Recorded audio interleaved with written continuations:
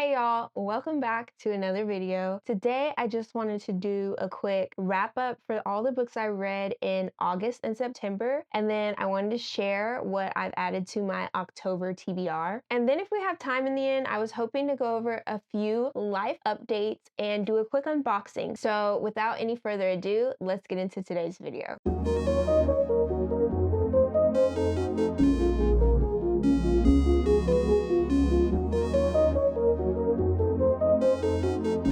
The first book I'm going to go over is technically one I read at the end of July, and it kind of just dipped its toe into, I think, like the first day of August. But I'm going to go ahead and include it because I think this book needs its flowers, and that is My Sister the Serial Killer. I had actually never heard of this book before, but I found it while browsing my Libby app. And so I went ahead and listened to it via audiobook. And guys, when I tell you this is just a short, quick, easy read, I think the audiobook was 4 hours. So I literally listened to half one day while I was cleaning, and then I went ahead and finished it the next day. Now, I think this book is classified as a thriller, but it's not super scary, super high stakes. It's very almost literary the way it reads. And so if you're like me or my sisters, when people will recommend thrillers, we'll be like, well, how scary is it? If you're also that way, from one Scary Cat can tell y'all, it is not that bad. It literally still gives the suspense, still gives the mystery, but I think you could read it late at night and not be afraid to go to bed.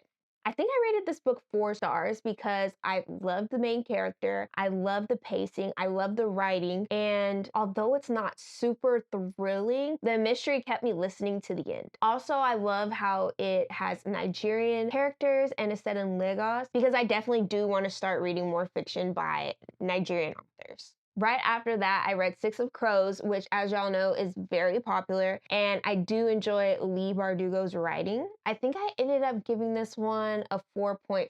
I love a good found family. I love a good heist situation, and so I did really enjoy it. It was a little hard for me to get into at the beginning, just because I felt like she talks about how tough some of the characters are, but you don't see it until a little bit later on in the book. And one thing about me, I'm very big into show, don't tell. So I don't like it when I feel like a book is telling me this, and that about a character, but I'm not seeing it. And don't come for me in the comments, but that is my issue with Selena Sardathian in Throne of Glass. I feel like everyone talks about how cool she is and she's like an assassin, but I wasn't seeing it in the book when I read it.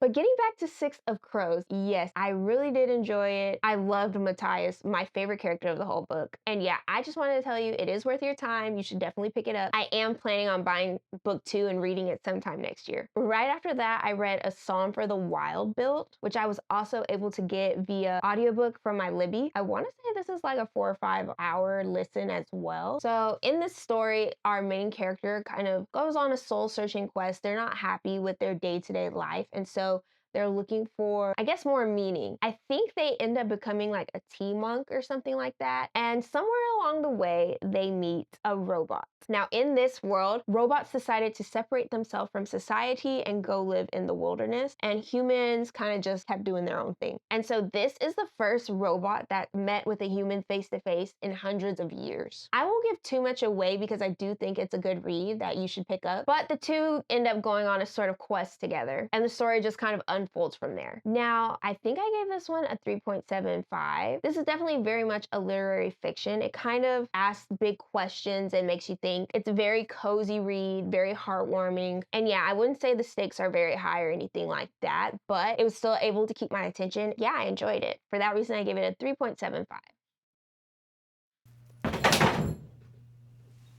After that, I read Audre and Bash Are Just Friends by Tia Williams. Now, I own 7 Days in June, her adult book, but for whatever reason, I ended up picking this one up first because, to be completely honest, I just thought the cover was super cute. I did not know that this is kind of a continuation of 7 Days in June. It follows the daughter in that book, and so I did end up just reading it anyways without having read the first one. But if you were gonna pick it up, I would say you might want to read the first one first and then this one. I think I gave this one a 3 stars. It was cute, it was very young adult, and I did like the characters. But with that being said, I was definitely not the intended audience.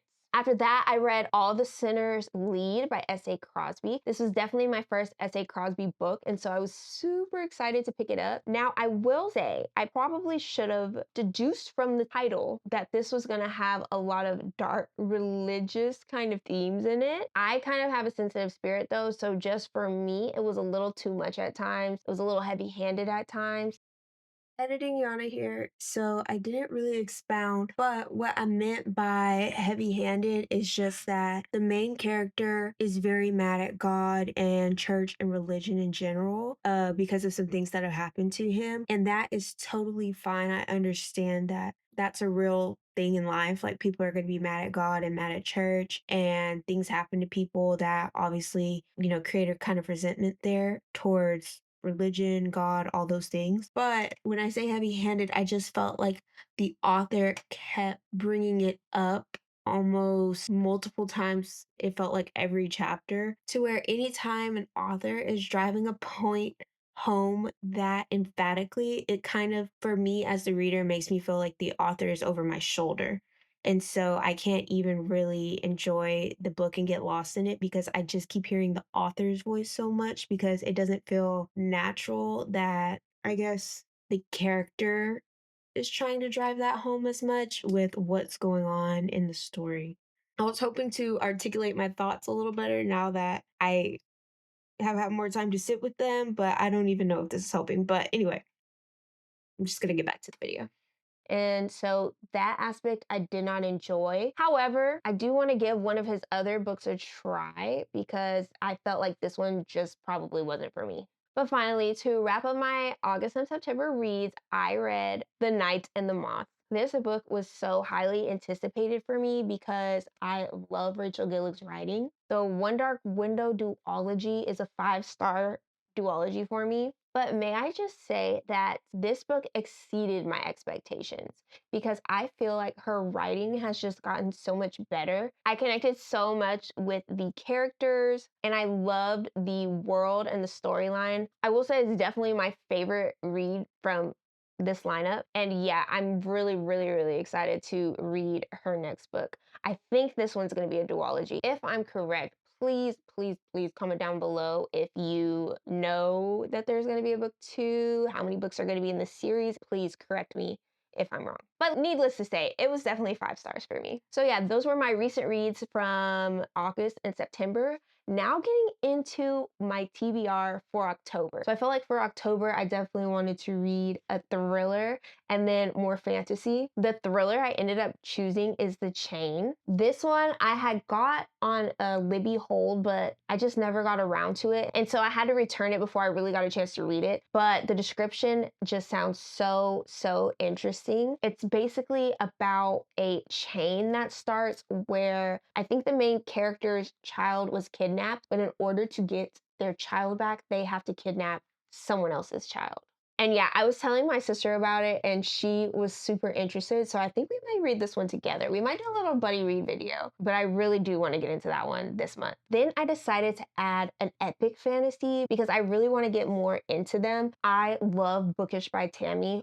All of her recommendations pretty much hit. I think we have very similar book tastes. And so she's been raving about The Shadow of the Gods recently, and I saw that the whole series is on Kindle Unlimited, so I'm definitely going to be attempting that series this month. I also want to get into Wild Dark Shore. I know everyone's been raving about this one, and the writing is supposed to be amazing, and it just sounded right up my alley, and so Wild Dark Shore. So those are my main 3 that I really, really, really hope I can get through. But I am a bit of a mood reader, so I did want to add a few more to the list just in case none of those sound good at the time. So I've added My Brilliant Friend, Emily Wilde's Encyclopaedia of Faeries, and The Wolf King. I think My Brilliant Friend was added to the New York Times Best 100 Books of the Century or something like that. And I had gotten it on a BookBub deal, so that's been on my TBR forever. And I just really want to read it at some point before the end of the year. For Emily Wilde's Encyclopedia of Faeries, I just felt like that would be a very cozy read. And so if I feel like I just need something lighthearted, then that is definitely my low stakes option. And then lastly, The Wolf King. I believe it's a romantasy, and I've been hearing great things about it. It's also on Kindle Unlimited. So if I get a chance, I think it's a great option. But yeah, these are the books that I'm really hoping to read in October. I obviously am not going to be able to read all of them.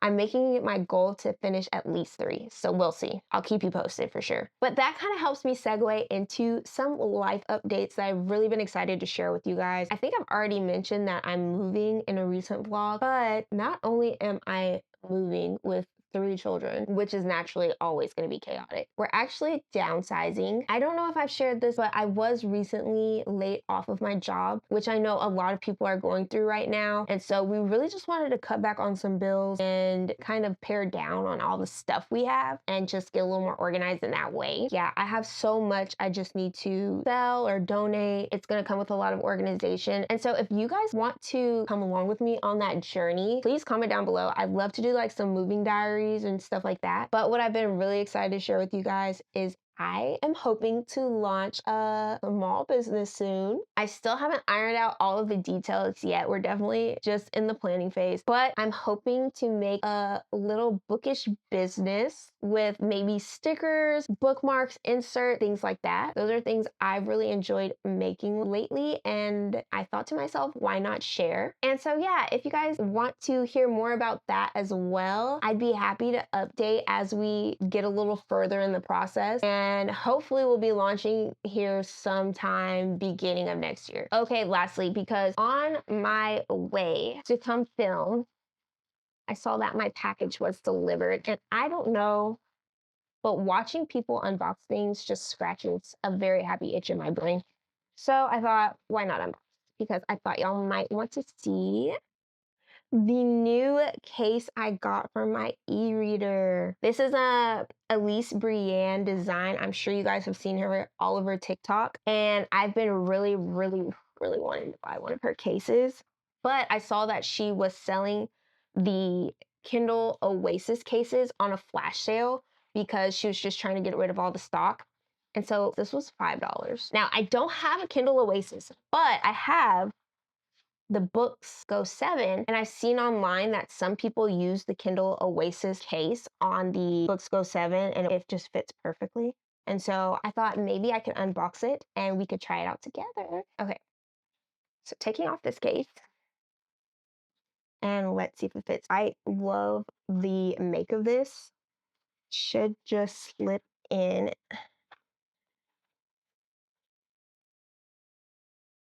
It fits. Oh my gosh, I'm so excited. Yeah, this is great. It has a strap. I honestly didn't even know it had a strap. Okay, this is so cute. I love it. Let me see. Trying to see if the power button and everything still lines up. No, yeah, I love this. Let me see with the strap. So yeah, now I can read with the strap, or it has a little stand. So cute. Oh my gosh. Is this magnetic? And it's magnetic. Oh my gosh. So this snaps into place. Oh my gosh. I can't believe I got this for $5. Now I just want to post up and read. This might be the best $5 I've ever spent. I love it. Okay. So